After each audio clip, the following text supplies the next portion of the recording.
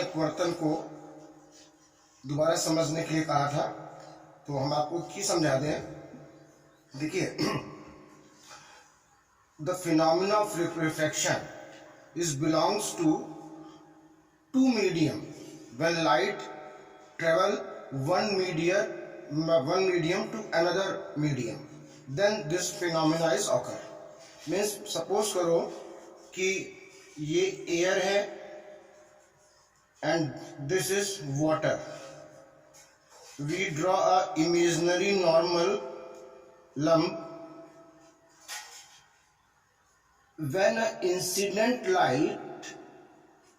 incident on boundary of both medium, then it is bending their path. That is called refraction. Means अगर आप देखो तो इसको तो बिल्कुल जैसे इस तरह ट्रेवल करना चाहिए था, पर मीडियम चेंज होने की वजह से ये बेंड हो गई। तो this is called the reflection of light. When a light traveled from one medium to another medium, then bending of light their path is called refraction. जब प्रकाश की किरण एक माध्यम से दूसरे माध्यम में प्रवेश करती है तो अपने मार्ग से विचलित हो जाती है, ये घटना आपकी अपवर्तन कहलाती है।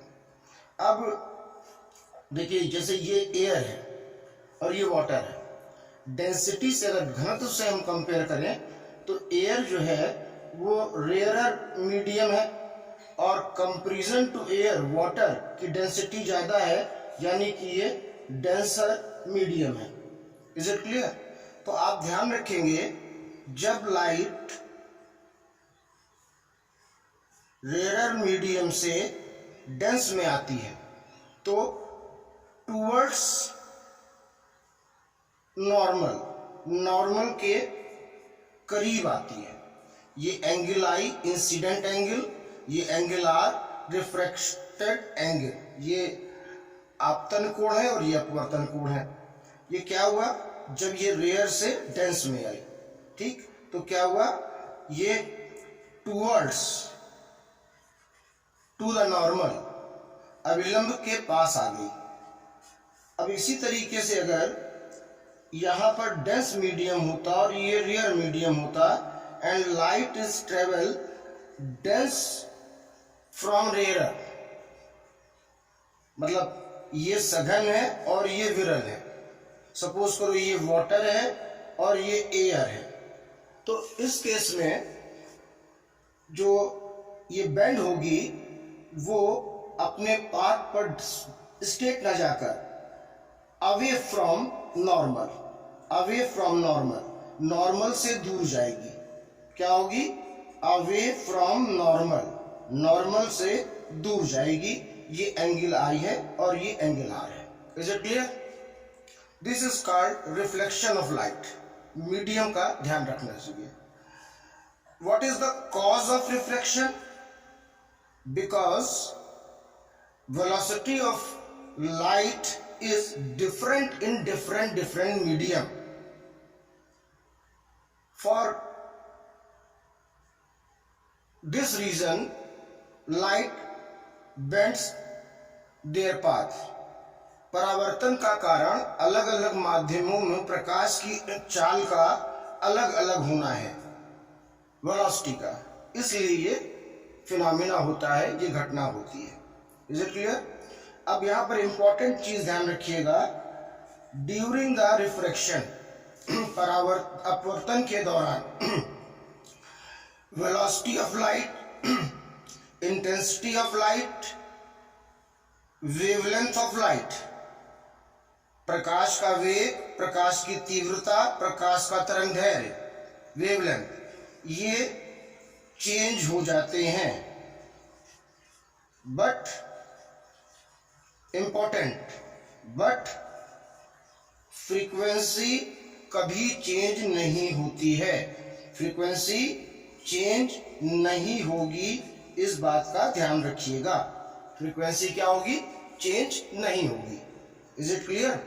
तो ये आपका रिफ्रैक्शन है जो आपको समझाने की कोशिश की जा रही थी कि when light travel in two different medium then it's deflected और bending their path during refraction this phenomena is called refraction of light. जब प्रकाश एक माध्यम से दूसरे माध्यम में जाता है तो अपने पथ से विचलित हो जाता है। अगर रेयर से डेंस में आ रहा है, विरल से सघन में आ रहा है, तो टूवर्ड्स द नॉर्मल, नॉर्मल के पास आएगा। और अगर वो रेयर से डेंस यानी डेयर से डेंस यानी सघन से विरल में जा रहा है तो अवे फ्रॉम, दूर हो जाएगा नॉर्मल से। Is it clear? अब आपको क्या ध्यान रखना है, व्हाट इज द कॉज, कारण क्या है रिफ्लेक्शन का। In different medium the speed of light is different. अलग अलग माध्यमों में प्रकाश की चाल का अलग अलग होना ही इसका कारण है। अब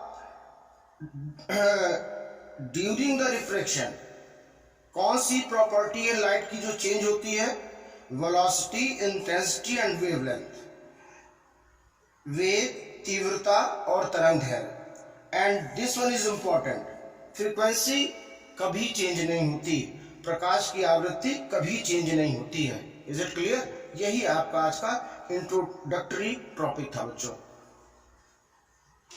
अगर फिर भी कोई प्रॉब्लम होती है तो आप डायरेक्ट मुझसे पूछ सकते हैं विदाउट एनी हेजिटेशन। अच्छे से काम करिएगा, स्टे होम, सेफली अपने को रखिए, अपने को सेफ रखिए और परिवार को भी सेफ रहने की चीजें बताइए। Okay students, one thing clear, that is not only for 10th class, this topic is only for 12th class also। ये ठीक है कि आगे चलने पर there are some difference of basics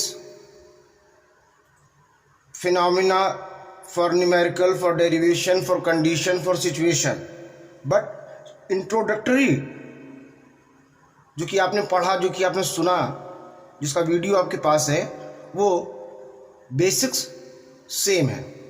और विदाउट बेसिक्स हम कोई बड़ा साम्राज्य नहीं बना सकते हैं। इसलिए बेसिक्स को दोनों को लेकर चलना है। आगे लेक्चर में भाई 10th क्लास से कुछ चीज़ें थोड़ा सा लाइट रह जाएंगी, 12th क्लास से कुछ चीज़ें थोड़ा सा बहुत सा हैवी हो जाएंगी, तो उस हिसाब से हम अपना क्लास चलेगा। तो this is not for only 10th class, this is for only 10th, 12th, 9th, 11th, all the student. जो भी फिजिक्स के स्टूडेंट हैं वो किसी स्टैंडर्ड में हो, सबके लिए बेसिक्स ज़रूरी है बच्चों।